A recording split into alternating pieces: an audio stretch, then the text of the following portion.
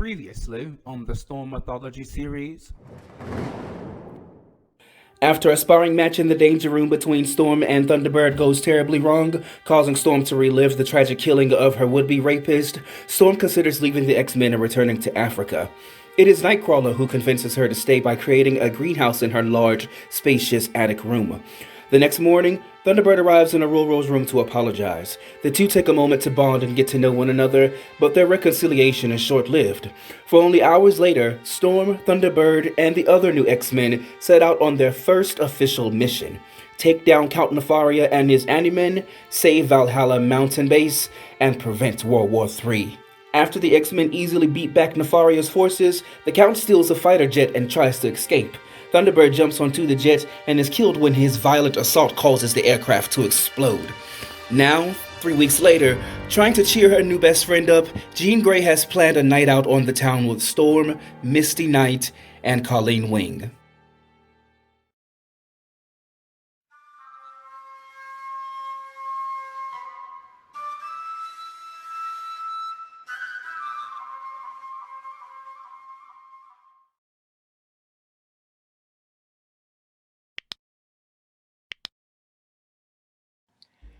I cannot believe I am so nervous.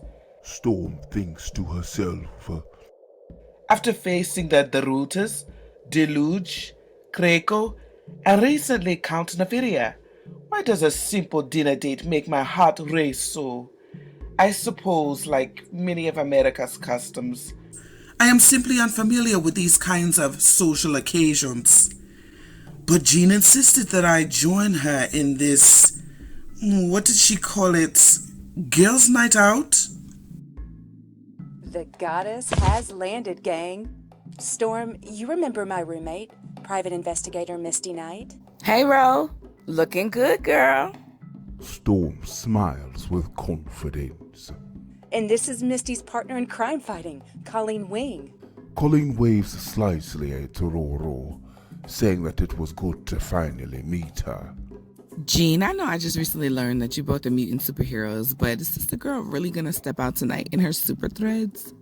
Referring to Storm's battle uniform. Oh, do not worry, Misty Knight. Storm says. With but a simple bioelectric charge, I can repolarize these unstable molecules of these super threads and shape them into something more appropriate. Yes, girl! Misty exclaims aloud, witnessing Storm's transformation into a fitted navy blue evening gown with thigh-high splits up each leg. Jean goes on to announce the plans for the evening. All right, ladies. For dinner, I booked us a private room at the Silver Lotus over in Chinatown. And then we're going to hit up a few nightclubs over in Soho. Tonight's gonna be so legendary. However, they are unaware that in a car parked just outside Jean's apartment building, a sinister lady eavesdrops on their plans, and she promises that the night is going to be legendary, but not the way Jean thinks. Soon, the four heroines share dinner. Jean, noticing Ororo's confusion, recommends that Ororo try the shrimp hao. Thank you, Jean. Ororo says. I confess, this is my first Chinese meal, but I am enjoying it. Misty, having admired Ororo's expert use of the chopsticks all night, says that she finds it hard to believe that this is Ororo's first time. You're kidding, right? Ro, you've been handling those chopsticks like a native all night. Jean Grey smiles. That's my Ororo for you, Misty. Poetry in motion. Everything comes easy to her. If only that were so. Ororo thinks silently. Jean, have you spoken to Scott recently? Storm asks. Somberly, Jean says no. She has not heard a word from Scott since Thunderbird's death, and according to the professor, he will not talk to anyone. Jean sighs aloud. She asks Misty if Danny is this difficult to deal with. Misty chuckles, and she says that her boyfriend, the Iron Fist, Danny Rand, is just too darn calm. It drives me nuts sometimes. But what can I do? That's my man. How about you, Ro? Misty asks Ororo. There a guy making our sweet little Kenyan princess over there all crazy in love right now? No, Misty. There is no... Well, I mean... Ororo stammers. There was someone. When I was young. We parted painfully. Ororo! Misty interjects. Are you telling me that a supremely fine princess like yourself has not had a date since you were a kid? No, ma'am. That's a crime. Heck, that's a federal felony. She says that she, Jean, and Colleen are going to find Ororo a guy ASAP. Colleen softly remarks that she can think of one guy who would apply for the job tonight. Luke Cage, the hero of Harlem himself, Power Man. Misty laughs at the idea. Meanwhile, the woman, Ororo Munroe, is uncomfortable at the topic of her love life. I remember thinking that Misty Colleen had become too familiar, speaking to me so casually. They spoke of men as if they were food on our table, as if men were something to sample and then discard. Americans were... so confusing sometimes. It was all so alien to me. I did not like it. I wished to myself that the night would end immediately. Unfortunately, my wish was granted, as all I suddenly began to feel woozy. The food was drugged. We realized it only seconds before we lost consciousness. And after a time for which there is no measure, Ororo awakes to a smiling, sinister, 19-year-old looking young woman with afro puffs standing over her and the others in what looks like a warehouse. She tells the group that she is glad that they like the shrimp. She was nervous that the chloral hydrate would ruin it. Pleased to meet you, ex-ladies. Nice job at Valhalla Base. Sorry to hear your little friend died. The name's Nightshade.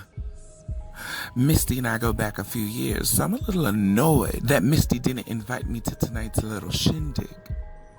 It's all good, though. Misty probably thought I was still in the prison cell that she stuck me in a few months ago.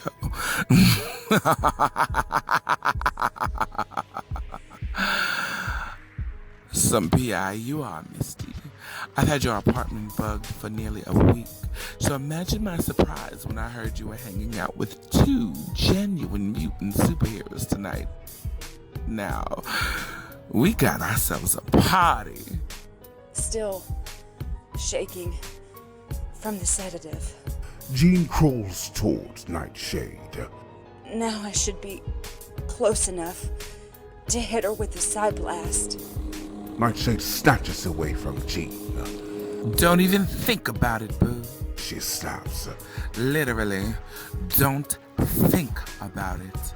Nightshade cautions the group that the collars that she has placed around each of their necks can detect even the tiniest increase in the bioelectric energy, so if they even try to use their little powers, the collars will fry them with enough voltage to light up Times Square.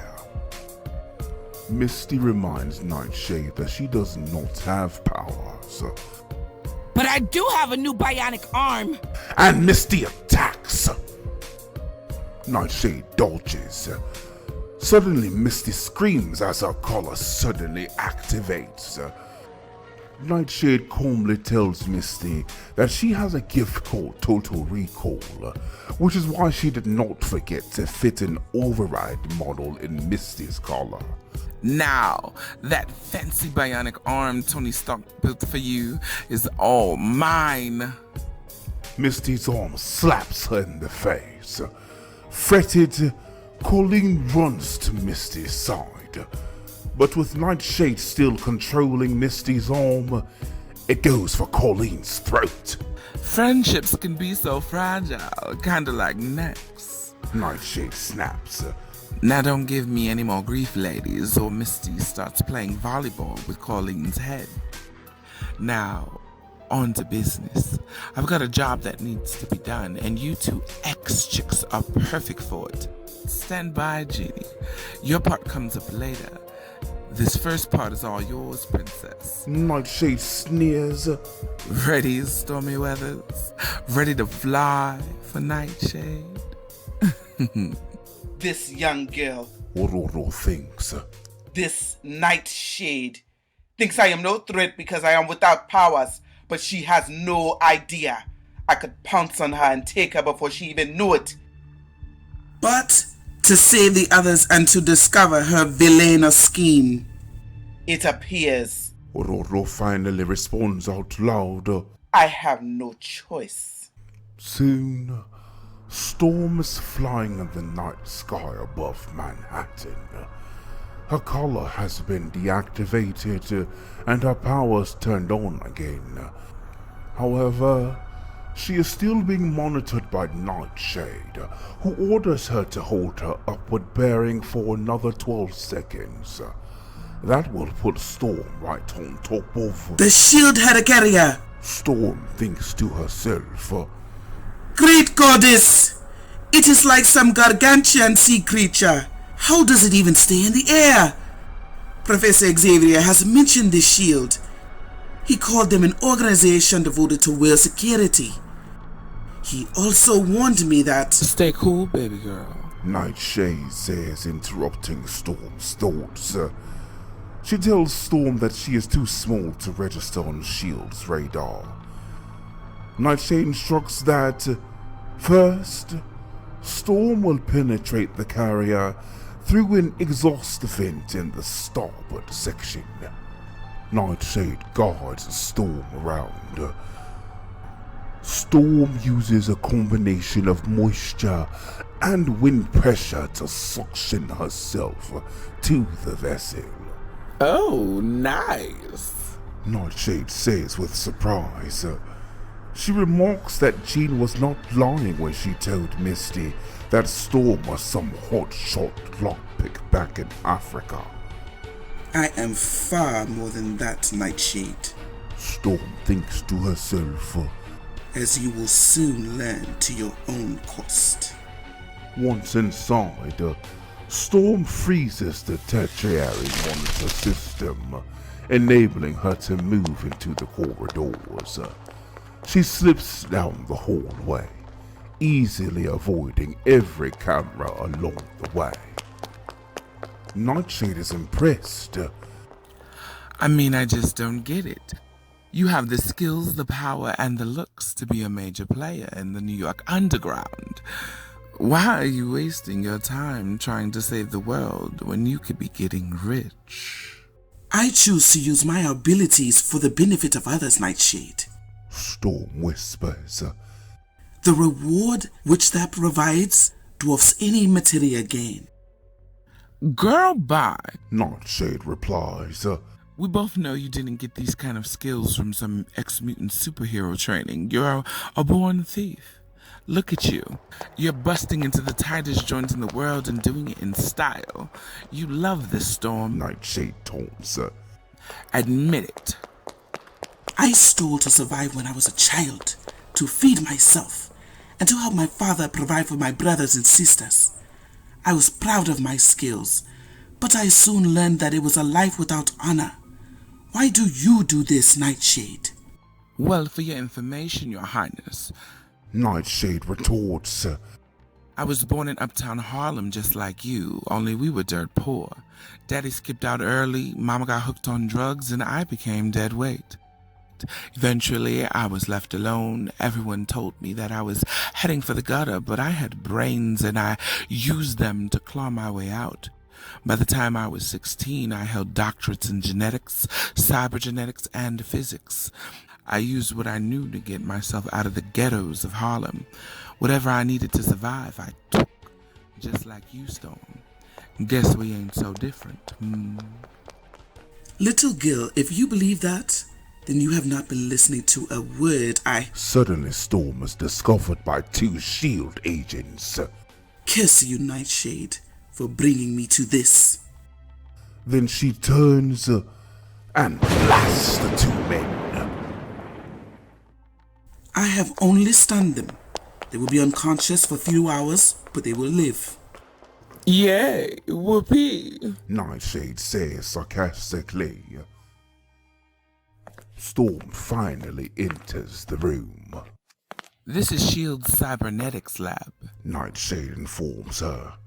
And what she wants is dead ahead. What is this device? Storm asks. Mind your business, boo. But it's not a weapon, if that's what you're scared of. As Storm lifts the device, an alarm blares through the base. No! I must have missed a motion sensor. I am rusty. Ahmed and teacher would not be pleased with me today. Storm thinks to herself as she places the device within the unstable molecules of her cape. Oops! Looks like you better shake a tail for the stormy weather. Storm retraces her steps and quickly makes her exit, diving into the night sky. And the SHIELD agents give chase.